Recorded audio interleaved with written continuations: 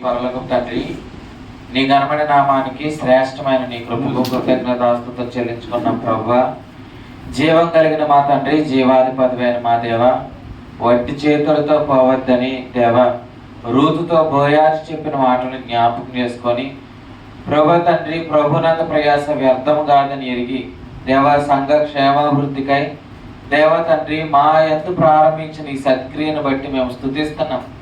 మరుగై ఉన్న ప్రతి నీ యొక్క విషయాన్ని మీరు మాకు బయలుపరిచి దేవ తండ్రి సమృద్ధిగా 6 కొలల ఎవలతో రూతు నింపబడి వెళ్ళినట్టుగా మేమును తృప్తి పొందినట్లు కృప చూపించమని మర్మమైన యేసుక్రీస్తును స్పష్టంగా తెలుసుకొని మా హృదయంలో ఆదరణ పొందినట్లు మీరు కృప చూపించమని ప్రార్థన చేస్తున్నాం. సంఘ బిడ్డలందరినీ నడిపించండి. కావలసిన సంగతులు మీరు మాకు బయలుపరచమని, బలపరిచి శక్తినిచ్చి కృప చూపించి మమ్మల్ని వాడుకోమని, కొలతలేని నీ ఆత్మను సంపూర్ణంగా మాకు అనుగ్రహించమని మా ప్రాణప్రియుడు ప్రియ రక్షకుడైన యేసుక్రీస్తు నామం పేరటి ప్రార్థన అడుగుతున్నాను మా ప్రియ పరలోకపు తండ్రి. ఆమేన్, ఆమేన్, ఆమేన్. చేరి వచ్చిన సంఘాన్ని అంతటికి కూడా మన ప్రభువు పేరట వందనాలు చెల్లించుకుంటున్నారండి. అందరికి వందనాలండి. చాలా సంతోషం. వాక్యాన్ని వినుటకు ప్రభు మనల్ని బలపరుచుకున్నారు. అందుని బట్టి నేను ప్రభుని ఎంతగానో స్తుతిస్తున్నాను. అలాగే ఈరోజు రక్షణ తీర్మానం చేసిన చెల్లి శాలిని బట్టి కూడా నేను ప్రభుని ఎంతగానో స్తుతిస్తున్నాను. అలాగే రక్షణ తీర్మానం చేయలేదు, రక్షణ గురించి మాట్లాడాను. సరే, దానికి దీనికి వ్యత్యాసం చెల్లి చెప్పింది అంటున్నాను. తీర్మానం రక్షణ. అలాగే తమ్ముని బట్టి కూడా స్తుతిస్తున్నాను. చూడండి, బైబిల్ గ్రంథంలో నుంచి కొన్ని విషయాలు మనం ఈరోజు ధ్యానం చేద్దాం. యాకోబు పత్రిక నుంచి కొన్ని మాటలు చూద్దాం. యాకోబు రాసిన పత్రిక 1వ అధ్యాయము 16వ వచనాన్ని చదువుకుందాం. యాకోబు రాసిన పత్రిక 1వ అధ్యాయము 16వ వచనం చదువుకుందాం. నా ప్రియ సహోదరులారా, మోసపోకుడి. శ్రేష్టమైన ప్రతి ఈవియు సంపూర్ణమైన ప్రతి వరమును పరసంబంధమైనదై జ్యోతిర్మయుడగు తండ్రి వద్ద నుండి వచ్చును. ఆయన యందు ఏ చంచలత్వమైనను గమనాగమన వలన కలుగు ఏ ఛాయైనను లేదు. ప్రభుకు స్తోత్రం. చూడండి, యాకోబు పత్రిక నుంచి మనం చదవబడిన ఈ మాటను ఆలోచన చేయండి. ఆయన చెబుతున్న మాట ఏంటంటే, నా ప్రియ సహోదరులారా, మోసపోకుడి, మోసపోవద్దు అని దేవుడు చెబుతూ ఉన్నారన్నమాట. చూడండి, అంటే మోసపోయే అవకాశం ఉందా లేదా? ఉందా లేదా? మరీ మోసపోవద్దు అని అన్నారంటే మోసపోగా. మీ ఫోన్కి కూడా ఫోన్ చేస్తూ మెసేజ్ వస్తుంది, ఏమని? సైబర్ నేరగాలు ఉన్నారు, జాగ్రత్త. మీరు ఎవరికి ఫోన్ చేసినా మెసేజ్ వస్తుంది. ఎందుకు? మోసం చేసే వాళ్ళు ఉన్నారు, జాగ్రత్త. అక్కడక్కడ మనం చూస్తాం గుళ్ళ దగ్గర, ఏమని? జేబు దొంగలు ఉన్నారు, జాగ్రత్త. చూడండి, చాలా చోట్ల ఈ మాటలు వింటాం. మీ వస్తువులకు మీరే బాధ్యులని రైల్వే స్టేషన్లో. చూడండి, మోసపోవద్దు. ఎందుకంటే దేవుడు కూడా తన పిల్లల పట్ల కూడా ఇలా అంటున్నాడు, నా ప్రియ సహోదరులారా, మోసపోకుడి. ఏంటి మోసపోవడం అని అంటే ఇలా చెప్పాడు, శ్రేష్టమైన ప్రతి ఈవియు సంపూర్ణమైన ప్రతి వరమును పరసంబంధమైనదై జ్యోతిర్మయుడగు తండ్రి వద్ద నుండి వచ్చును. అంటే శ్రేష్టమైన ప్రతి ఈవియు సంపూర్ణమైన ప్రతి వరమును కూడా ఎక్కడి నుంచి వస్తాయంటే జ్యోతిర్మయుడగు తండ్రి వద్ద నుండి వస్తాయి. అంటే మన తండ్రి నుండి మన సమస్తాన్ని కూడా పొందుకుంటాం. ఇక్కడ ఇలా చెప్పాడు ఏంటంటే, ఆయన యందు ఏ చంచలత్వమైనను లేదు. ఎప్పుడు కూడా మీరు ఆలోచన చేయండి, జ్యోతిర్మయుడగు తండ్రి. ఇలా చెప్పండి నాతో పాటు, జ్యోతిర్మయుడగు తండ్రి. చూడండి, ఆయన తండ్రి. ఆయన ఎవరికి తండ్రి? యోహాను సువార్త 1వ అధ్యాయం 10వ 12వ వచనంలో ఏముంది? తన్ను ఎందరు అంగీకరించుదరో వారందరూ దేవుని కుమారులగుటకు ఆయన అధికారం అనుగ్రహించారనే మాట ఉంది. గలతీ పత్రిక 4వ అధ్యాయం 6వ వచనంలో, కాబట్టి నువ్వు దాసుడు కాదు, కుమారుడు అయితే వారసుడు అనే మాట ఉంది. పైన ఇలా ఉంది ఏంటంటే 5వ వచనంలో, మనము దేవుడిని తండ్రి అనేటటువంటి పరిశుద్ధాత్మను పొందుకున్నామనే మాట ఉంది. దేవుడు మనకు ఇప్పుడు ఎలా ఉన్నాడు అని అంటే తండ్రిగా ఉన్నాడు. ఆయన ఎక్కడ ఉన్నాడు అంటే ఆయన పరలోకంలో ఉన్నాడు. చూడండి, తండ్రి అని అంటే అలా చెప్పన ఒక ధైర్యం. ఏంటి? మనం ఏది అడిగినా కూడా ఇస్తాడనేటటువంటి ఒక ధైర్యం. ఆ ధైర్యాన్ని ప్రభు మనకు అనుగ్రహించాడు. కారణం రోమపత్రిక 5:1 ఆయన మనలను నీతిమంతులుగా తీర్చాడు. చూడండి, మనం కుమారులు కాబట్టి కదా ధైర్యంగా అడగలుగుతున్నాం. కుమారులు కాకపోతే మనం ధైర్యంగా అడగలుగుతామా? డాడీ నాకు బట్టలు కొని అని ఎవరిని అడుగుతున్నాం? సంపద అడుగుతున్నావా? డాడీ నాకు సైకిల్ కొను, డాడీ నాకు బుక్స్ కొను, ఎవరిని అడుగుతున్నాం? డాడీని అడుగుతున్నాం. డాడీని అడగంత ధైర్యంగా మనం ఇంకో వ్యక్తిని అడగలేము.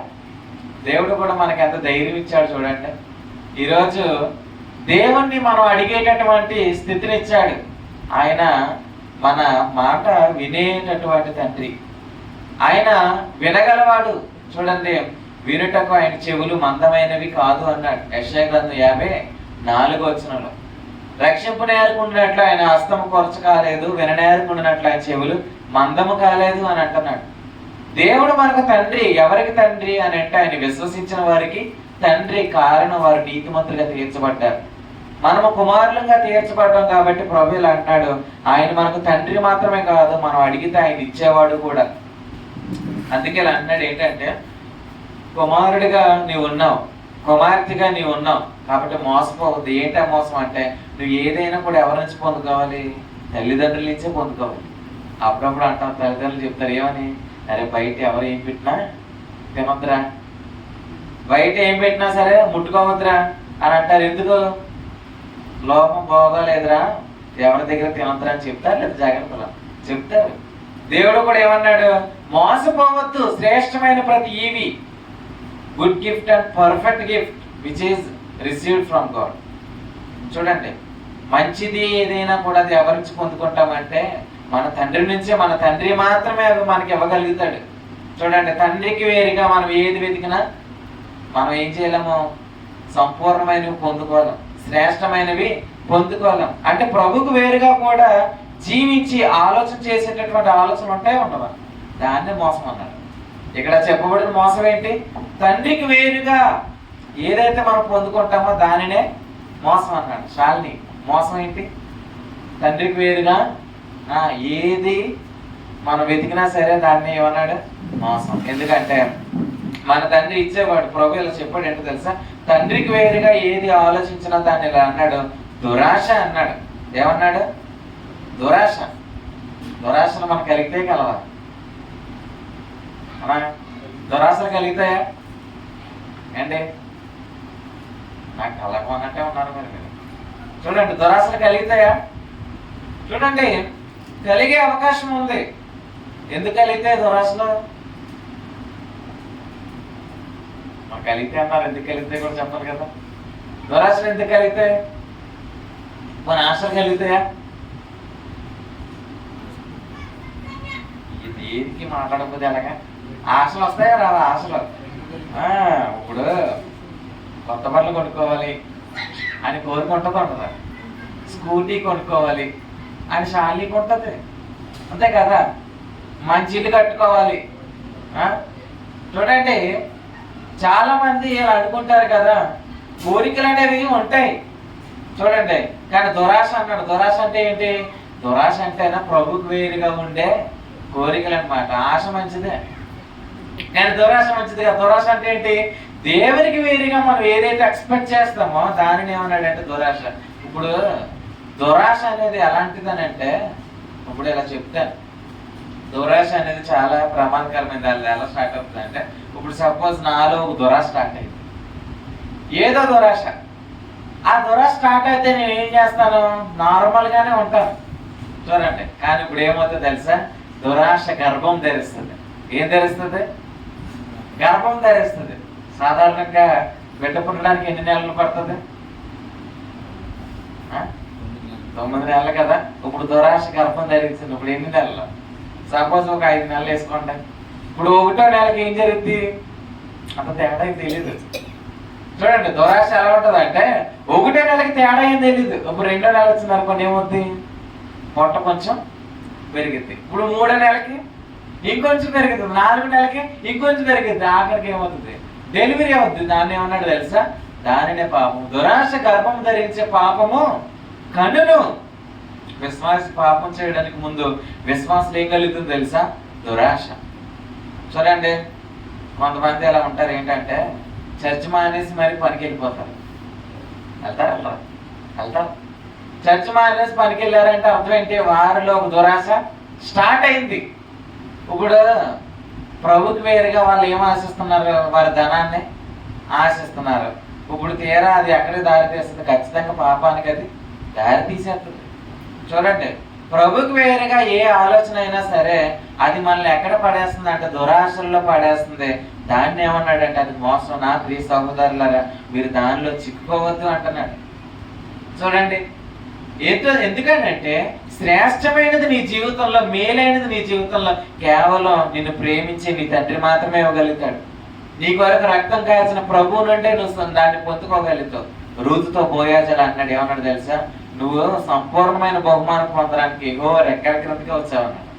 మనం ఎక్కడికి వచ్చాం? సంపూర్ణమైన బహుమానం పొందడానికి వచ్చిన ప్రియులము.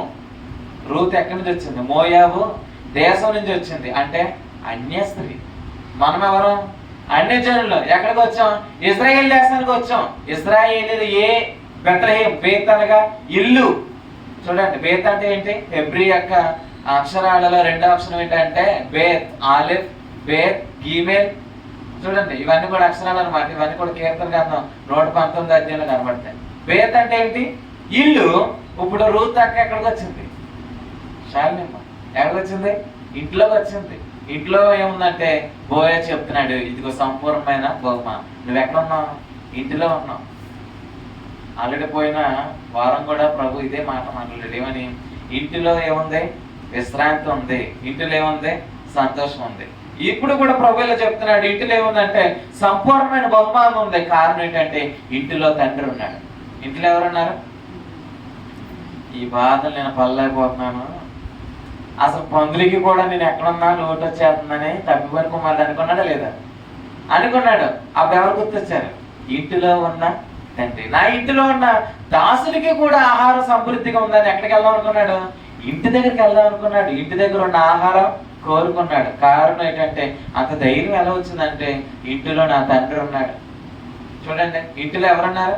నా తండ్రి ఉన్నాడు. కారణం ఏంటంటే నువ్వు అది యొక్క తండ్రి దగ్గర ఎప్పుడైతే ఉన్నావో ఆ తండ్రి నీకు ఏమిస్తాడంటే సంపూర్ణమైన బహుమానాన్ని ఇస్తాడు. కారణం చదవండి, అదే యాకోబు రాసిన పత్రిక. ఆయన ఎందుకు ఇస్తాడు చూడండి. యాకోబు రాసిన పత్రిక 1వ అధ్యాయము 17వ వచనం. శ్రేష్టమైన ప్రతి ఈవియు సంపూర్ణమైన ప్రతి వరమును పరసంబంధమైనదై జ్యోతిర్ముడకు తండ్రి యొద్ద నుండి వచ్చును. ఆయన యందు ఏ చంచలత్వమైనను గమనాగమనం వలన కలుగు ఏ ఛాయ అయినను లేదు. ఆయన యందు ఏ చంచలత్వము లేదు. చేస్తానని చెప్పి ఆయన మర్చిపోవడం. ఆయన చేసేస్తాడు. ఇప్పుడు చూడండి, అప్పుడప్పుడు రేషన్కి వెళ్తాం. రేషన్కి వెళ్తే మిషన్ పనిచేయదు. చూడండి, ఏంటండి అంతమంది కూడేశారు, ఇంకా జనం అవుతలేదు ఏంటంటే వాళ్ళు ఏమంటారు? సిగ్నల్ రావట్లేదండి, సర్వర్ స్లోగా ఉంది అంటారు. ఇప్పుడు తండ్రి దగ్గర నుంచి రావడానికి సర్వర్ ఏమైనా స్లోగా ఉంటుందా ఏంటి? చెప్పండి. తండ్రి దగ్గర నుంచి రావడం సర్వర్ ఏమైనా స్లోగా ఉంటుంది? ఏంటి? స్లోగా ఉంటుంది. ఇప్పుడంటే సిగ్నల్ ఆగిపోతున్నాయి. కానీ చూడండి, ఆయన దగ్గర కొంతమంది టెన్షన్ ఉంటాయండి. మా తాత దగ్గర ఉండేవారు. ఆయనది ఏంటంటే చెయ్యి వేరు ముద్ర పడేది కాదు. చూడండి, వేరు ముద్ర పడకపోతే ఏం చేస్తారు? ఐ స్కాన్ చేస్తారనమాట. చూడండి, లోపం అనేది ఉంటుంది.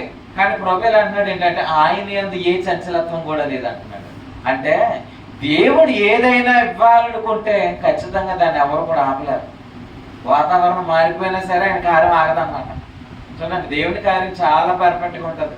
ఆయన చెప్పాడంటే చేయకుండా ఉండడు. ఏమన్నాడు? ఏలియాతో ఇలా అన్నాడు, ఏమని? నువ్వు కేరుతో వాగు దగ్గర దాగి ఉండుము, కాకుల ద్వారా నీకు ఆహారాన్ని పంపిస్తాను అన్నాడు. వేటి ద్వారా? సంపద. వేటి ద్వారా? భయపడ్డావా? భయపడవద్దు, నేను నీకు కేడేవు. చూడు, కాకుల ద్వారా ఆహారం ఎవరికే? ఇప్పుడు చెప్పు. ఏలియాకి చెప్పరా? అందరికి అనమాట. నువ్వు చెప్తే ఇంకా టాప్ లేచిపోవాలన్నమాట. ఎవరికి? ఏలియాకి. చూడండి, కాకుల ద్వారా రొట్టె మాంసాన్ని పంపిస్తాను అన్నాడు. ఇప్పుడు కాకుల ద్వారా పంపిస్తానంటే ఇప్పుడు మరి కాకులు చెప్తాయా? మరి కాకులు మరి ఇప్పుడు కరువు వచ్చిందండి, కరువు వస్తే కాకులు కూడా ఏం చేయాలా?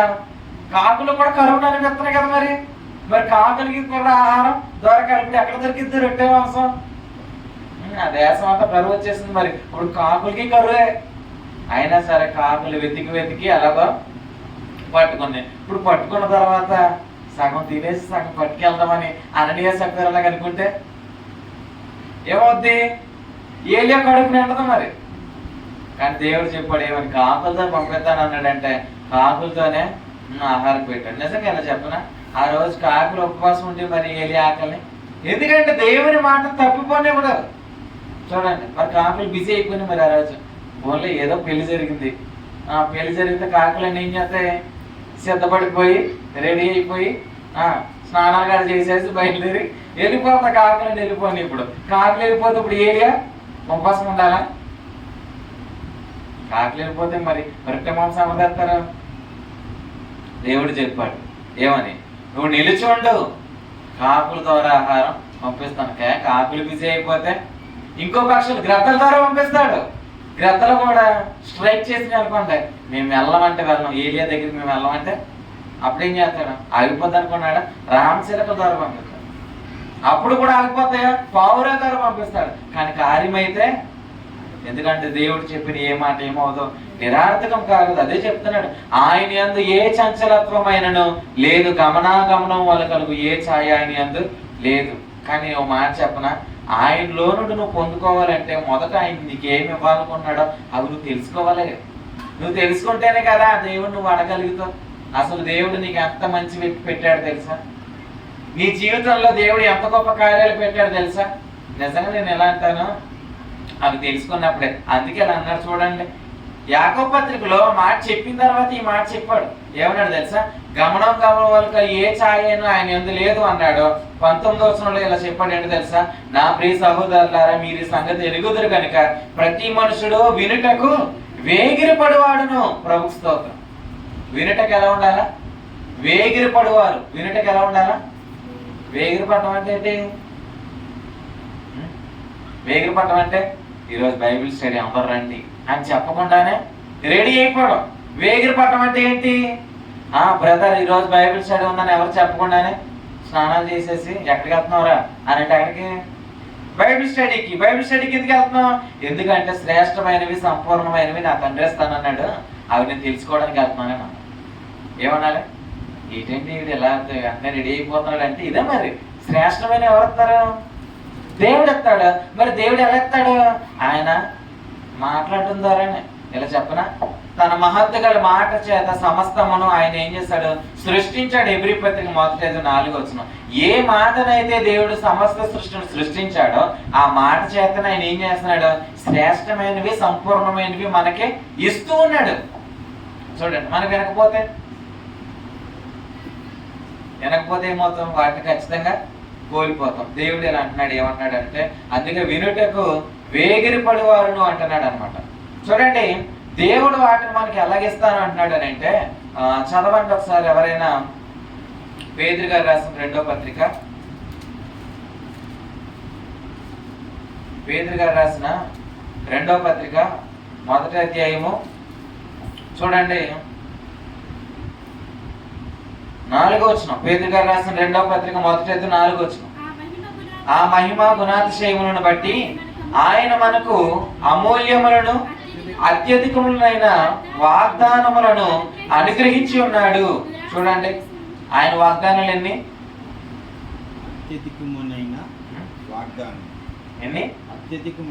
అత్యధికములైన వాగ్దానాలు. చూడండి, 1 కాదు 2 కాదు, ఇలా అన్నాడు. అత్యధికములైన వాగ్దానాలు, అమూల్యమైన వాగ్దానాలు. ఎన్ని వాగ్దానాలు ఆయన దగ్గర ఉన్నాయి తెలుసా?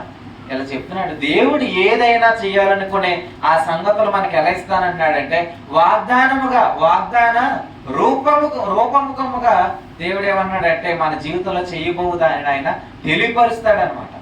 చూడండి, సంపత్ జీవితంలో ఏం చేయబోతున్నాడు ఆయన ఏం చేస్తాడు? తెలియపరుస్తాడు. సుందరమ్మ గారి జీవితంలో ఏం చేయబోతున్నాడు ఆయన ఏం చేస్తాడు? తెలియపరుస్తాడు. ఆయన ఎందుకు తెలియపరుస్తాడు? ఆయన ప్రేమిస్తున్నాడు కనుక. చూడండి, ఆయన ప్రేమిస్తున్నాడు కనుక ఖచ్చితంగా వాటిని ఏం చేస్తున్నాడంటే తెలియపరుస్తున్నాడు. ఇలా అన్నాడు, అబ్రహాముతో నేను చెయ్యబో కార్యము దాచేదన అన్నాడు. ఏమన్నాడు? నేను దాయను, ఎందుకంటే నేను తెలియజేస్తున్న కారణం అబ్రహాము దేవుని దృష్టికి ఎలా ఉన్నాడు? నీతిమంతుడిగా ఉన్నాడు. కాబట్టి నీతిమంతుడిగా ఆయన దేనిని ఏం చేయడంటే మరుగు చేయుడు. ఒక మాట చూడండి, రోమిలికి రాసిన పత్రికలో ఈ మాట చదవండి. రోమిలికి రాసిన పత్రిక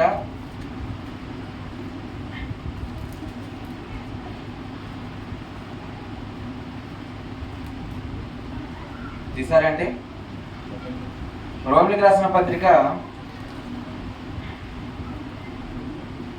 క్షమించండి, కొరింథీయులకు రాసిన పత్రిక, సారీ,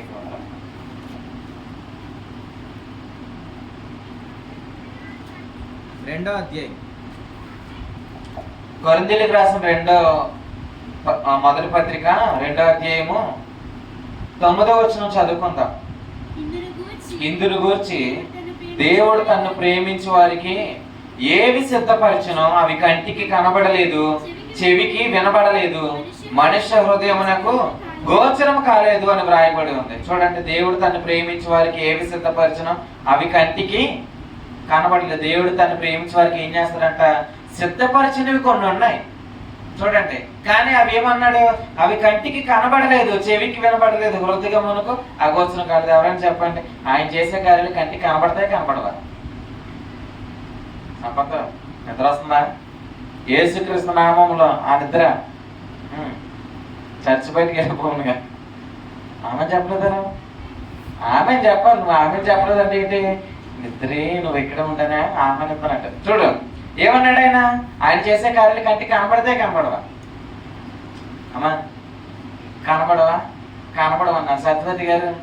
ఆయన చేసే కార్యాలు కంటికి కనబడితే కనబడవా? కనబడవన్నారు. అన్న వినోద్ అన్న, ఆయన చేసే కార్యాలు కంటికి కనబడితే కనబడవా? ఈ సృష్టి ఎవరు చేశారు? ఆయనే చేశాడు. కనబడుతున్నా కనబడట్లేదా? ఇప్పుడు ఆయన చేసే కార్యాలు కనబడితేనే కదా దేవా థ్యాంక్స్ అని చెప్తాను, అంతే కదండి. చూడండి, తీసుకోండి అంటే చూడండి, కనబడకపోతే మన కృతజ్ఞతాస్తుతులు చెల్లించిన ఆయన చేసే కార్యాలు కంటికి కనబడతాయి అన్నారు. ప్రభు స్తోత్రం. వినబడతాయా? వినబడతాయి. హృదయానికి అర్థమవుతాయా? అర్థమవుతాయి. కానీ ఇక్కడ ఎవరి గురించి చెప్తున్నాడు? ఇశ్రాయేలు గురించి చెప్తున్నాడు. ఆయన ఏమన్నాడు? దేవుడు వాళ్ళకి సిద్ధపరిచిన వాళ్ళకి కనబడలేదు, చెవికి వినబడలేదు, హృదయమునకు గోచరము కాలేదు. అందుకే వాళ్ళు ఎక్కడున్నారు తెలుసా? వాళ్ళు దుఃఖములో ఉన్నారు. చూడండి, వారి దేవుడు తను సిద్ధపరిచిన కార్యాలు వారికి ఇంటికి కనబడలేదంటే they rejected the servant of God. దేవుని సేవకుని వాళ్ళు ఏం చేశారు తెలుసా? తృణీకరించారు.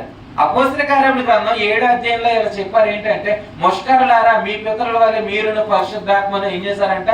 తృణీకరించారు. అసలు దేవుని సేవకులు వాళ్ళు ఏం చేశారు? వాళ్ళే చంపేసేసి ఏం చేస్తున్నారు? ఇప్పుడు సమాధులకి పెయింట్లు వేస్తున్నారు అనమాట. చూడండి, ఇప్పుడు దేవుని ప్రవక్తలను చంపింది వాళ్ళే. ఏంటి సుందరమ్మ గారు, దేవుడు మీకు ఏదో ప్రతిష్ఠించాడు? చూడండి, జాగ్రత్తగా వాక్యమేనండి. చూడండి, దేవుని కార్యాలు వాళ్ళకి కనబడకపోవడానికి ప్రధాన కారణం ఏంటంటే వారు సేవకును తృణీకరించడం వల్ల. ఎక్కడ చెప్పాడు? ఇర్మియా గ్రంథంలో చెప్పాడు. ఏమని? వాళ్ళ సేవకుల్ని ఏం చేశారంట? చంపేశారు. ప్రవక్తల్ని ఎవరు చంపారు? వాళ్ళే చంపేసి ఏమడుగుతున్నారు? దేవాని కార్యాలు మాకు చూపించారు అడుగుతున్నారు. చంపేశారు కదరా బాబు, ఇంకేలా చూపిస్తారు వాళ్ళు? చూడండి, మనం తృణీకరింపబడితే ఖచ్చితంగా సేవకుడు అనేవాడు తృణీకరింపబడితే ఆయన కార్యాలు కూడా కనబడవు. చూడండి, అయితే ప్రభు ఇలా చెప్తున్నాడు ఏంటంటే 10వ వచనం చదవండి. మనకైతే దేవుడు వాటిని తన ఆత్మ వలన బయలుపరిచి ఉన్నాడు. ఆ ఆత్మ అన్నిటినీ దేవుని మర్మములను కూడా పరిశోధించున్నాడు. ప్రభు స్తోత్రం కలుగును గాక. హల్లెలూయా. చూడండి, మనకైతే, మనం అంటే ఎవరు? సంఘము. సంఘం అంటే ఎవరు? నీతిమంతులు. నీతిమంతులుగా తీర్చబడిన వారు. వాళ్ళు ఎవరు? యోహాను సువార్త 1వ అధ్యాయం 14, గళతీ పత్రిక 1వ అధ్యాయం 5 మన కుమారులు. మనం ఎవరు? కుమారులు. మరి ఎవరికి బయలుపరిచి? మనకైతే దేవుడు వాటిని తన ఆత్మ వలన బయలుపరిచి ఉన్నాడు. ఇప్పుడు ఇశ్రాయేలుకి ఎందుకు బయలుపరచలేదు? ఆత్మ వలన బయలుపరచాడు కరెక్టే. ఇశ్రాయేలుకి ఎందుకు బయలుపరచలేదు? ఎందుకంటే అపొస్తలుల కార్యాలు 7 అధ్యాయంలో ఏం చెప్పారు చూడండి. ఏం చేశారో తెలుసా వాళ్ళు? అసలు మీరు ఏం చేశారు చూడండి, వాళ్ళు ఏం చేశారు చూడండి. అపొస్తలుల కార్యములు 7వ అధ్యాయం స్టెఫాను చెప్తున్నాడు. అపొస్తలుల కార్యముల గ్రంథం 7వ అధ్యాయము చూడండి 51వ వచనం.